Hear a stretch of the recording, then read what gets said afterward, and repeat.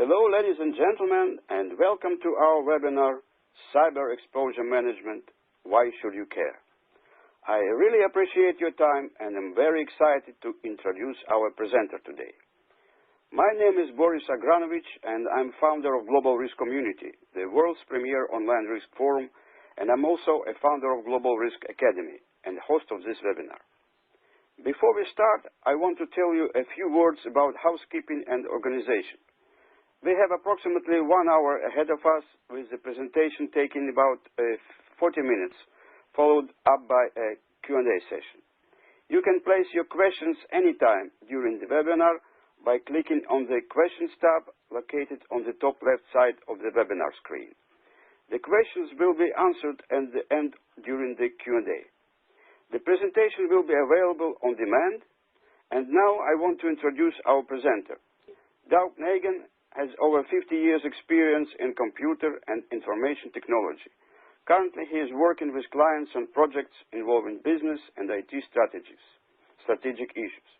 He's most recently created with a Philadelphia law firm a family of cyber risk exposure management protocols. Doug founded Nagan Research Group in 2009 to pursue research in cyber risk. In 1992, Doug founded and led International Resource Management Incorporation for 16 years to provide high-level strategic guidance to corporate clients and to pursue the development of several technologies that he had invented. He currently holds US patent for a new display technology. Now, without further delay, I would like to pass the control to Doug. Please, Doug, go ahead. Thank you, Boris.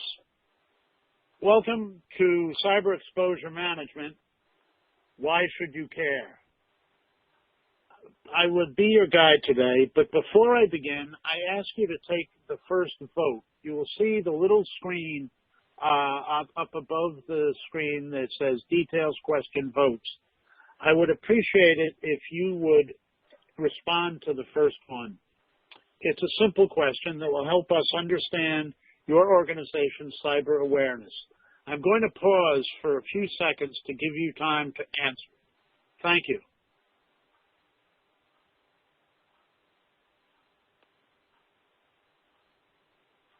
Maybe you just read the question and say what answers are available. Yeah, well, the question is, the vote was very simple on the first one. How often does your organization check for unknown devices connected to your networks or the internet? And it's on a regular basis is A, B is every 6 months or so, C, annually, D, don't know, and E, never. So if you'll... Okay, now I will click on the start. All right, you clicked already. Very good. Okay, so I will let you take a minute to vote. Now we'll continue. Yeah, maybe view results. Thanks. You can see.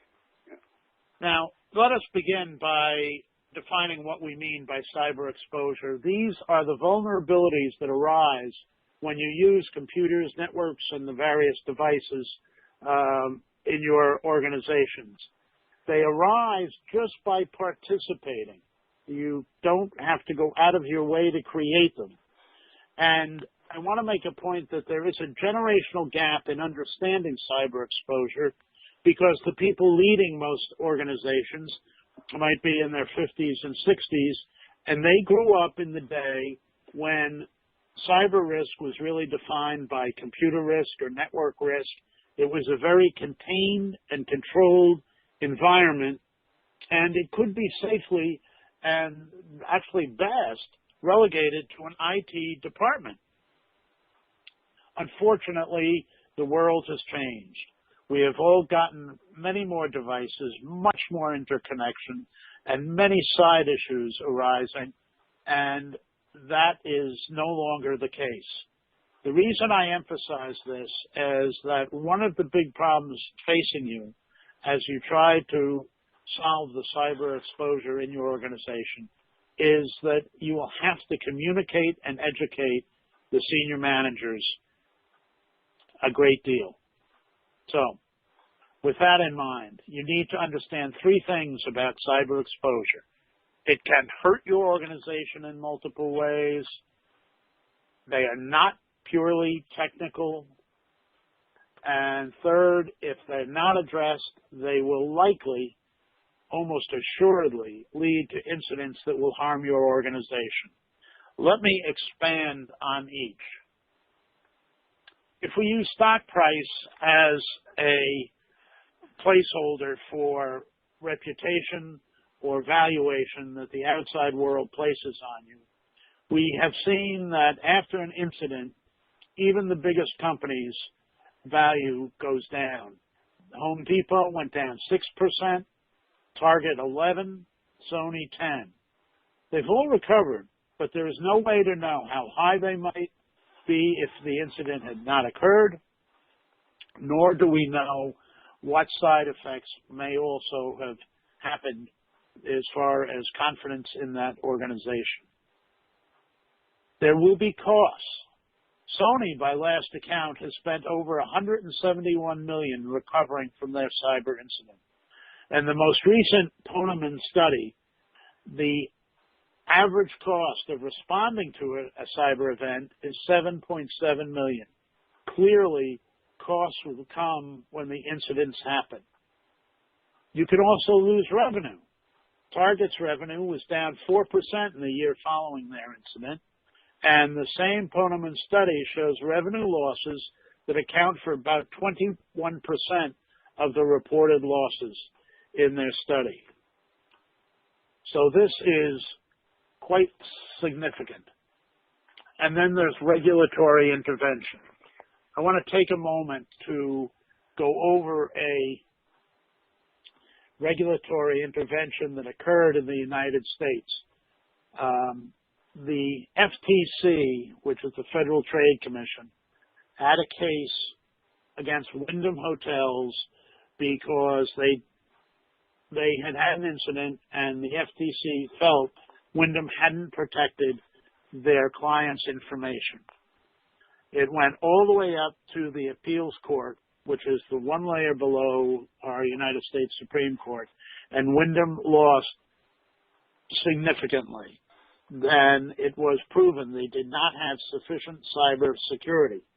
As a result, the courts have given the FTC power to judge whether an organization is sufficiently protecting these customer information that they have on hand. The fines and compensation are currently being calculated. But one can say, well, the FTC won't come after me. I'm in a different place, different things going on. That isn't the real cost of this. It is, when an event occurs, the trial lawyers will appear like magic, and they will use this information, and you will have to prove that you have up-to-date and sufficient cyber security. The FTC may never come, but I can assure you the trial lawyers will. So you can see the ways in which a cyber exposure can harm an organization. So how do you protect it? Oh, and just notice, those have nothing to do, well, it's not just technical.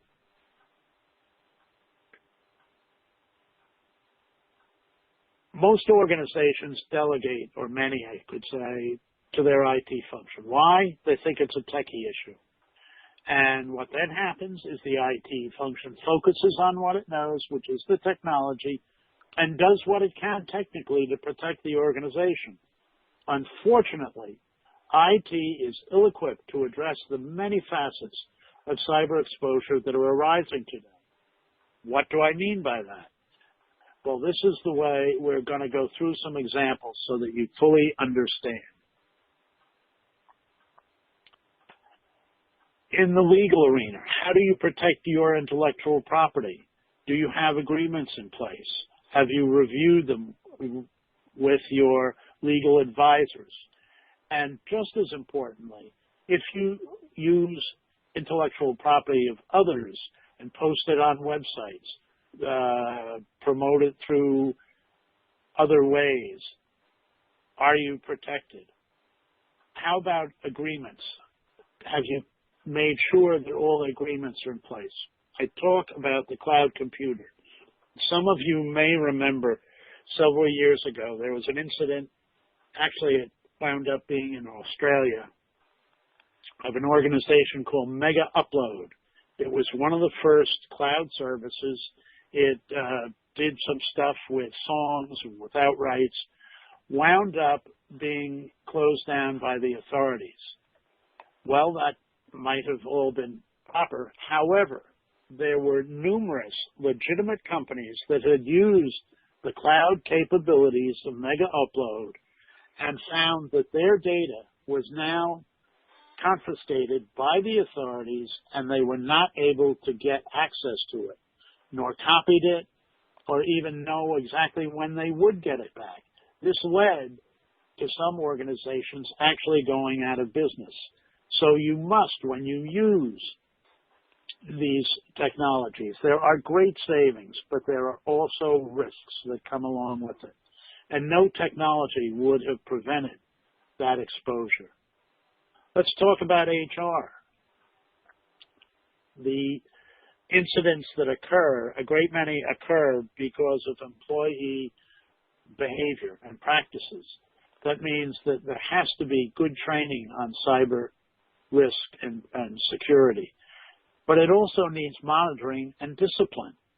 If you do not monitor and discipline, then all of the procedures you have in place probably will not do you any good at all.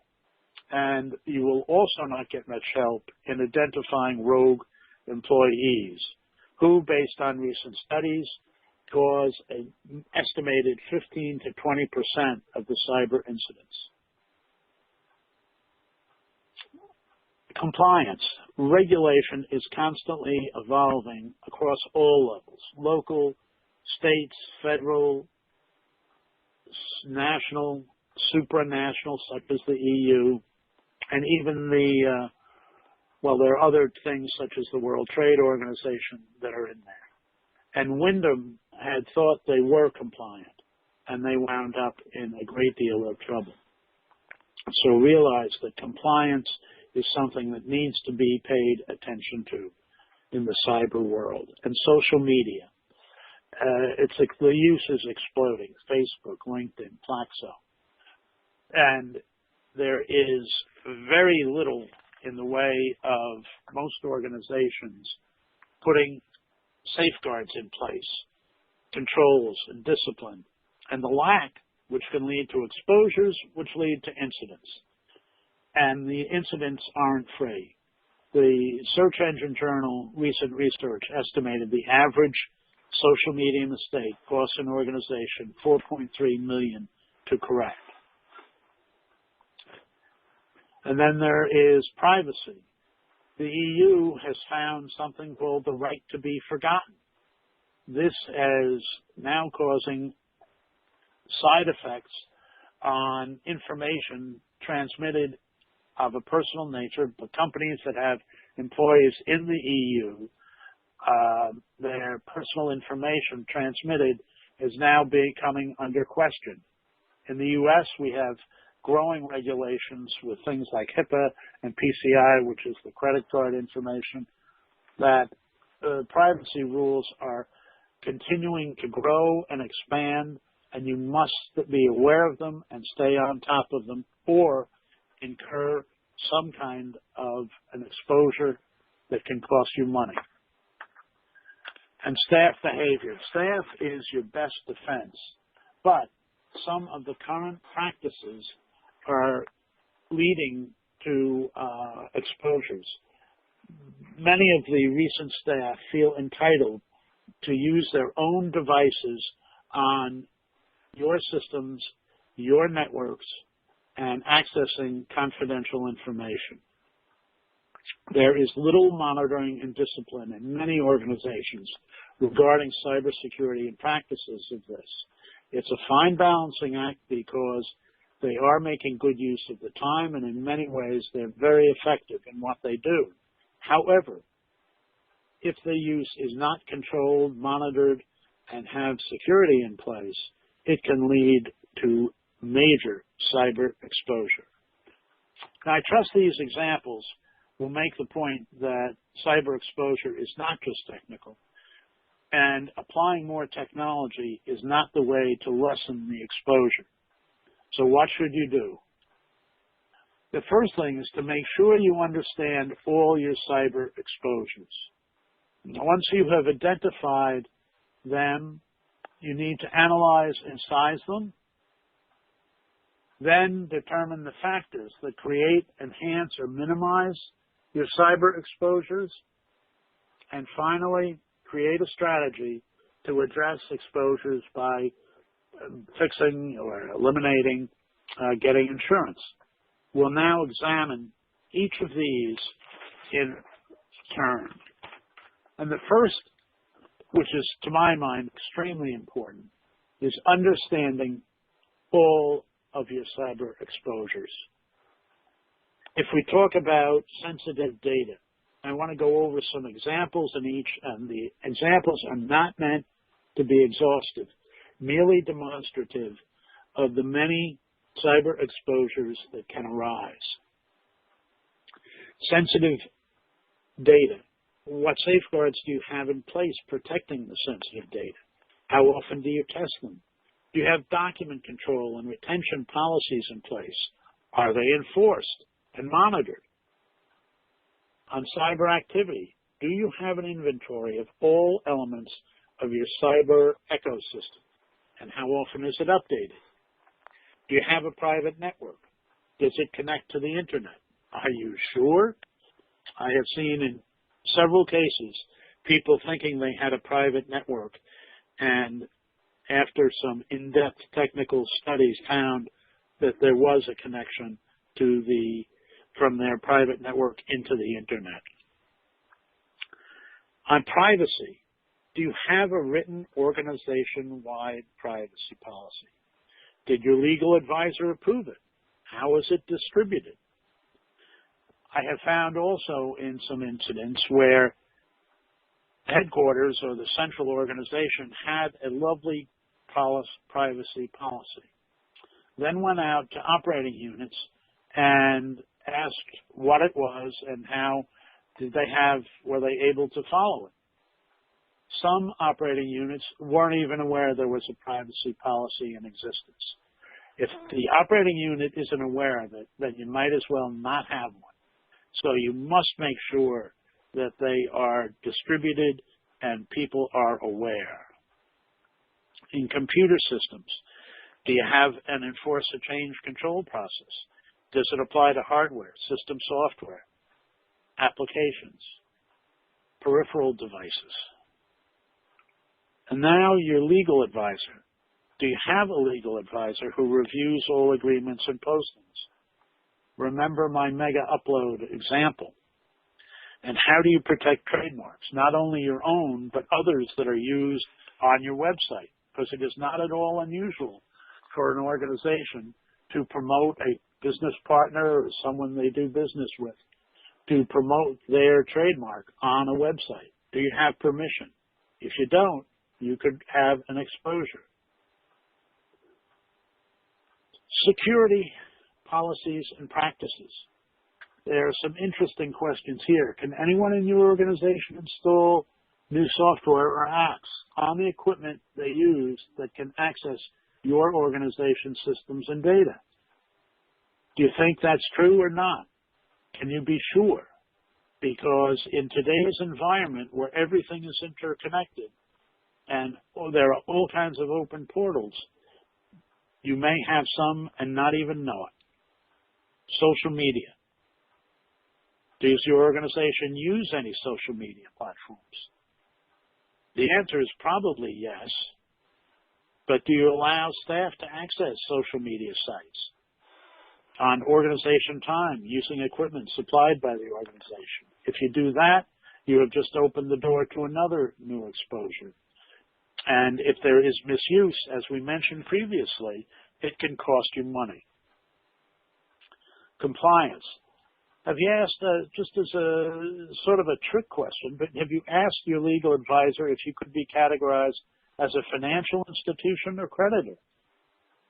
Telling you that processing credit cards may qualify you for one of these, and each of them carries with it particular burdens of reporting and security.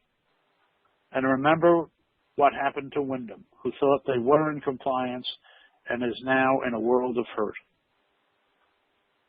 Cloud computing. Once again, I go back to mega upload, but if you use cloud computing, do you know what security your provider has in place? Do you know where your data is? What is the jurisdiction of the data? How can it be retrieved? How can it be protected? And finally, my biggest and latest bugaboo, the Internet of Things. These are all those devices that are providing great benefits by allowing all kinds of different devices in factories, buildings, to be monitored, controlled, and managed far more efficiently and effectively, providing great savings.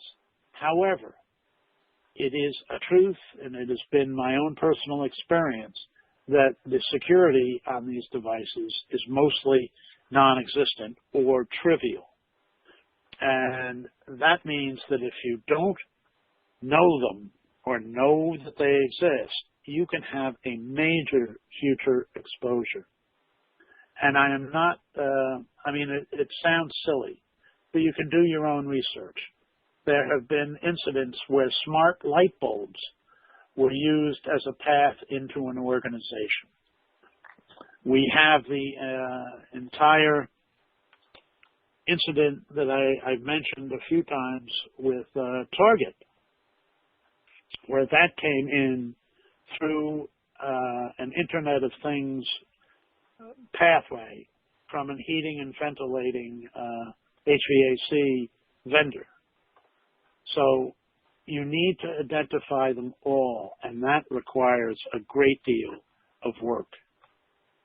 And when you've found them, I go back, you need to have some good ways to communicate, because you're telling a story to your coworkers, to the management of your organization, and you need to convince them that these issues are real and need to be addressed. Good graphics can go a long way towards doing that. Now, once you have identified your cyber exposures, you need to begin to deal with the damage that they might do to your organization. The two measures that I find are the easiest and best to use as far as that go are the likelihood, which is the probability of an event happening, and the impact, an estimate of the effect of that. But I also would like you to not try to quantify it. Use simple subjective measures, such as major, moderate, little, or none, because numbers imply a precision that just doesn't exist in this. Managing cyber exposure is not an exact science. It is an art.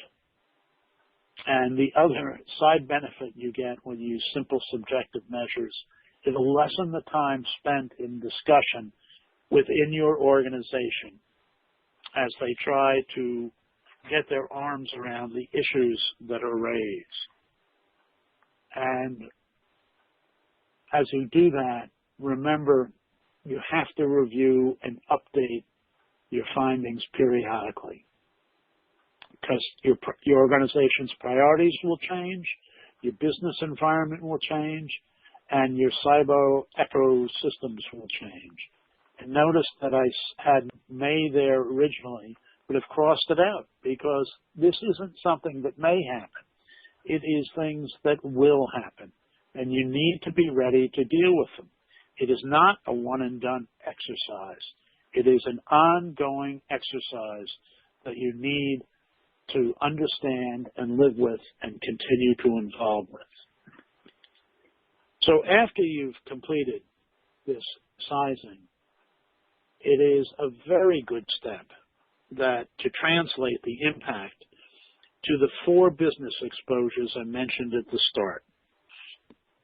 This helps get the story across to your fellow workers, to staff, to the managers of the organization, to the senior people, and it relates the issue to topics that they can appreciate. You have to have the backup information, which if you've done the steps I've already outlined, you can support this, but that will be a very effective tool to get their attention, because you need their attention and cooperation. So now we will discuss an overlooked but important step, which is to identify the factors that can affect your activities regarding a cyber exposure management program. What are they? Well, the first place to start is management. Is there a top-level manager who is responsible for the cyber exposure risk or risk manager?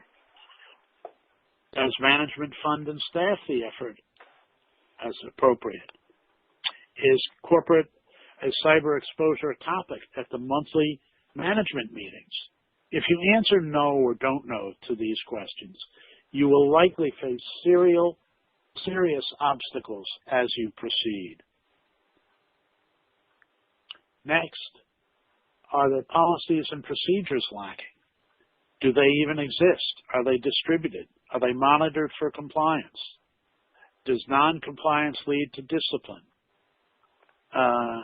An experience here that I mentioned earlier is very good. The central office or organization may have the best policies and procedures in place, but if they aren't distributed, if the operating units are not aware of them and willingly work with them and monitor them and discipline people who aren't following them, then they might as well not exist.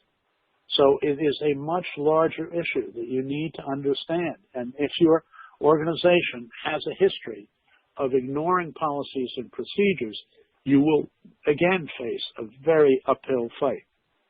One that you can overcome, but you need to understand it and meet it head on. And then as far as the misuse of technology, we all know incidents, I am sure, about uncontrolled surfing by the guy in the cubicle next to you. The carrying off of sensitive data through devices, through well-meaning people, by the way. I'm sure all of you can relate to incidents that we read about and hear about where somebody wanted to bring data home so they could work on it better and accidentally left their memory stick or their laptop or personal device in a taxi cab or on a train, and there you go. You've just had a cyber exposure that had nothing to do with technology except its misuse. And so the next one is the staff, which is your best asset and best defense. Are they educated and motivated regarding cyber exposure and the security necessary? And that is all staff, because even in today's organizations, all levels have some access to technology. I mean, if you look at some of the cleaning staff in organizations, the people pushing brooms, they now have clipped to them personal devices telling them what floor, what schedule. Those devices are connected to a network. That network is connected over the internet. And from there, it can be connected to who knows where. So a staff that understands the necessity for and appreciates cyber security is the biggest asset you can have on your side. And finally, are you a honeypot? In other words, the things you do attract the bad guys. If you do, you have to take extra precautions in the security and to identify and protect your exposures. Target, once again, let me discuss them. They had good security in place. One might even say they had the best state of art. It was in place, and the bad guys kept trying to break in, found they couldn't. So they probed around and looked for a weakness. And they found it through a connection, through an IoT connection to a heating, ventilating, and air conditioning contractor who the HVAC contractor did not have good security. So they went into that HVAC guy's site, didn't do him any harm, but followed his path into Target and created havoc, which you've all read about and know about. And if you don't, you can Google it and the Target incident and find out about it. So if you have sensitive customer data, things of value, know that the bad guys are watching and looking and trying to find a way to easily do it. But also understand that the bad guys, by and large, are lazy. So if you have good security and if you have changed passwords to ones that are a little more complex and changed the default settings on pieces of equipment, they'll move on to the next guy because he has it. There was another study done by Verizon that showed that 75% of the incidents that occurred were targets of opportunity. In other words, they were easy to do. So, best thing I can tell you is make sure that you do the necessary activities to make you not the low-hanging fruit. And as far as this identifying and going through these factors, this is not a fun job. It is difficult, time-consuming, but I believe very necessary because you need to know what the constraints are as you try to build a cyber exposure program. So, now that we've come this far, it is time to create your initial strategy. You've identified the cyber exposures, you've got your measures, you need to then prioritize them according to your organization's situations and above all things, communicate them, work with people, try and get feedback because you don't work in a vacuum. Then pursue a course of action, and I put several down here because you should find a course of action that fits with your organization's culture.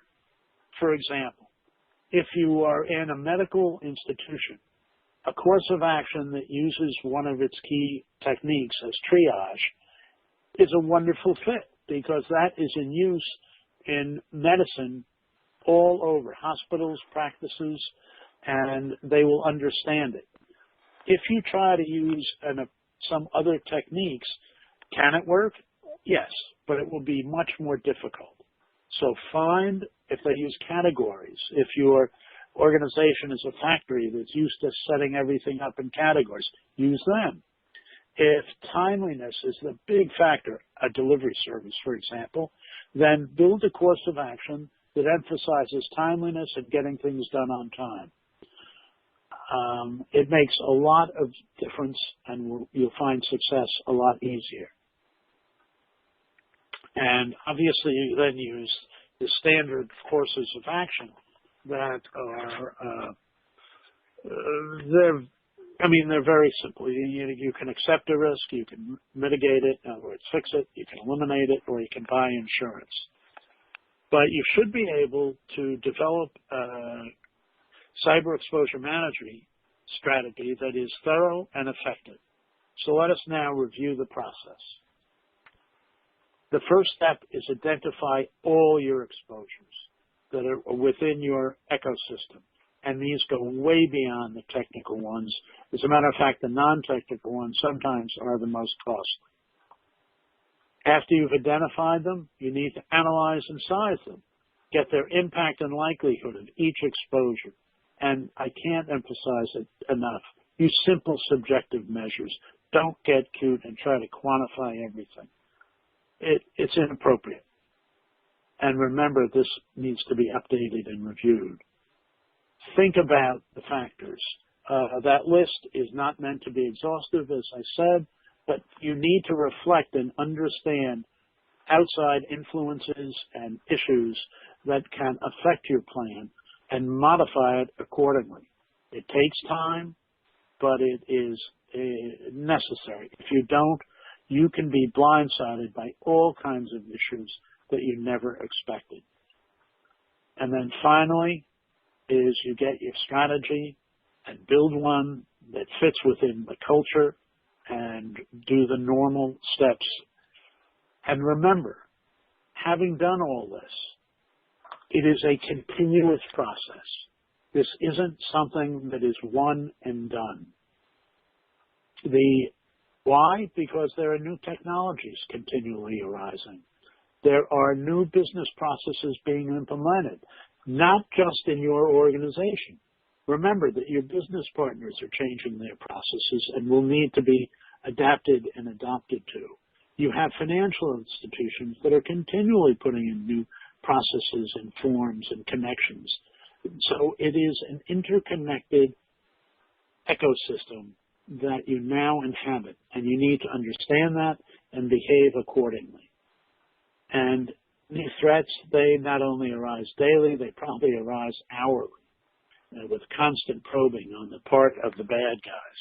And you need to be aware of that and ready to respond, because as the threats evolve, so must you, or you will suffer the consequences and losses. Now, before I leave, I want to caution you regarding some common pitfalls I have observed.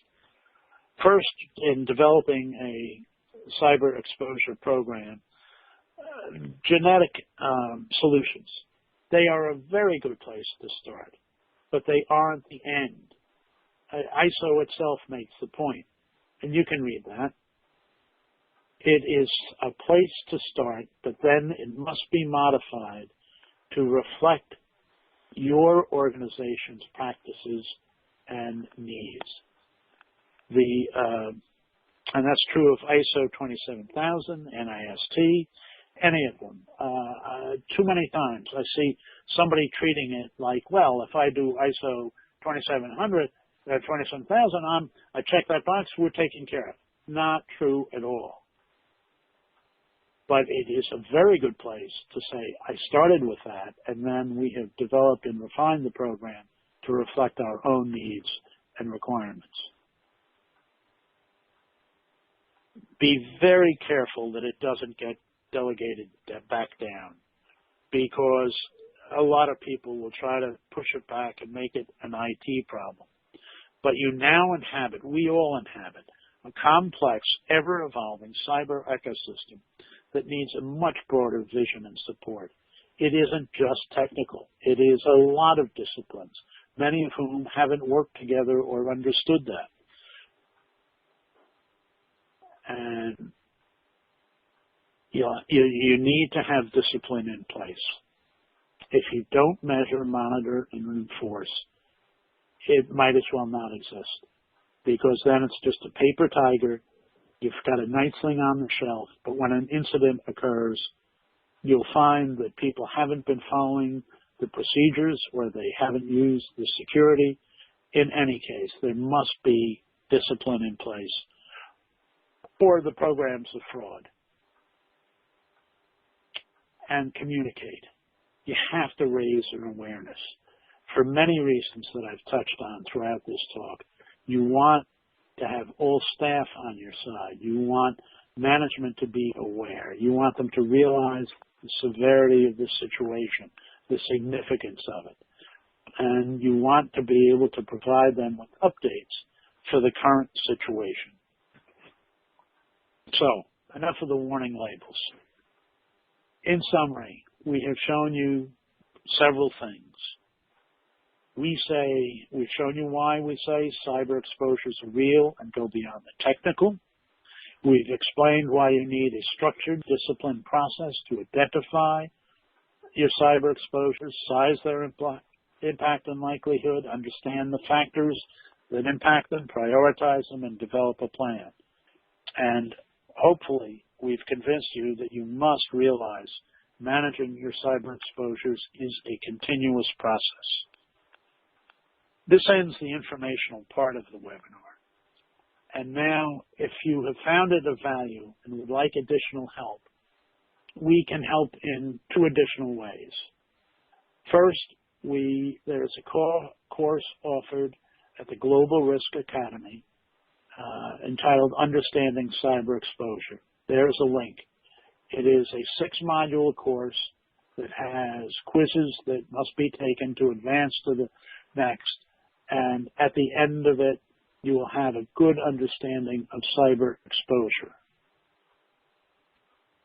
And if you want to go beyond that, we have the cyber exposure management process that has tools and proven algorithms to assist you in creating an effective program. And to learn more about that, contact Boris at the link at the email address below, and we will be happy to inform you of your options and alternatives and how it works. So thank you for your attention. Both Boris and I appreciate your spending time with us and hope the information we provided will assist you as you address your cyber exposures. Now it is your turn to ask us some questions. So let's see. Questions.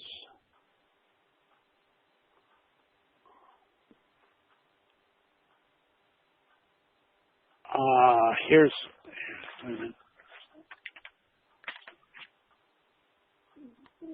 Boris, are you there? Yes. Okay. Somebody asked for the dial-in number. The dial-in number, they don't have the audio portion. I don't know that. Boris, is there a dial-in number, or is this just... It should be in their email, and it depends on the country. Okay. Yeah. Okay, so some questions. Do you use the phrase cyber exposures? Why not cyber risk? And my answer to that is I do that because I believe exposure is a better description of the situation. Risk is generally understood as the downside potential of some action you took, whereas exposure includes risk, but also includes downsides that occur even though you didn't do anything. Think of an employee connecting an infected iPad to your network. They have just added to your exposure, but you didn't do anything. So I believe cyber exposure is the broader term. As far as key performance indicators presenting to management, for that you need to have identified the exposures that exist and to have a measure on different ones for different purposes. As an example, once again, I would go to the security policies and procedures. You could have a measure of distributed, how many copies, percent of employees aware of, last training sessions, but it will come to the specifics of some of the exposures that the KPIs are. We go through that in some length in our management program, but I don't have the time to go through them all there, but I hope that one will suffice. And Boris, there's a question of the slides be available and how do they obtain them? Yeah, sure. The slides will be available and the webinar will be available on demand anytime, and audience will receive email, and actually they will be able to reach the webinar, the slides, by using the same link as they did sign up. Okay, here's another question. Is it your contention, meaning me, that if I follow your suggested approach, I can eliminate my cyber exposure? My answer is no. No approach can eliminate all cyber exposure.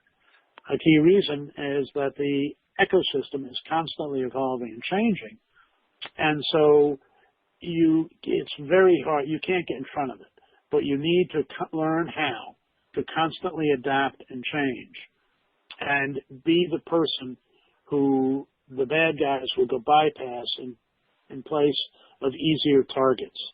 But you'll never get rid of all your exposure, because there's a new one going to arise every day. And you won't be aware of it until you go back through an exercise looking to see if some have arisen.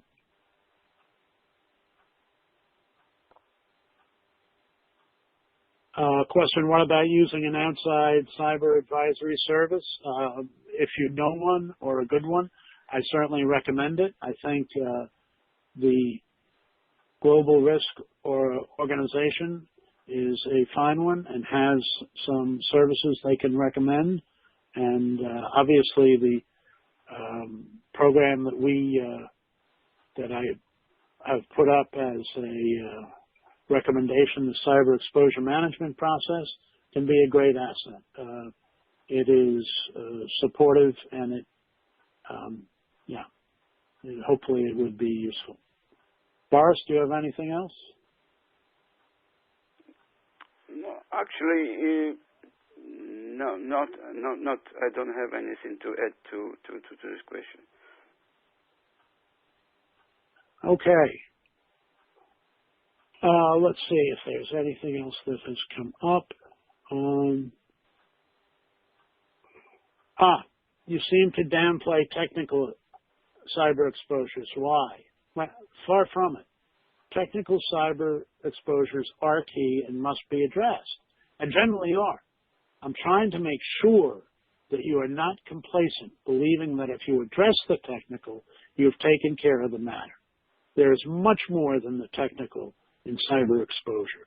I can't say that enough.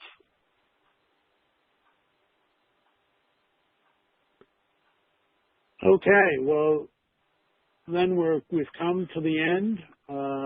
I think I have addressed most of the questions. Well, I've addressed every question I've seen. So I think it's time to sign off. Boris? Yeah, okay. Thank you to you guys who attended this webinar. And please, before you finish, make a rating. There is a rating tab on the platform. And if you have any questions and specific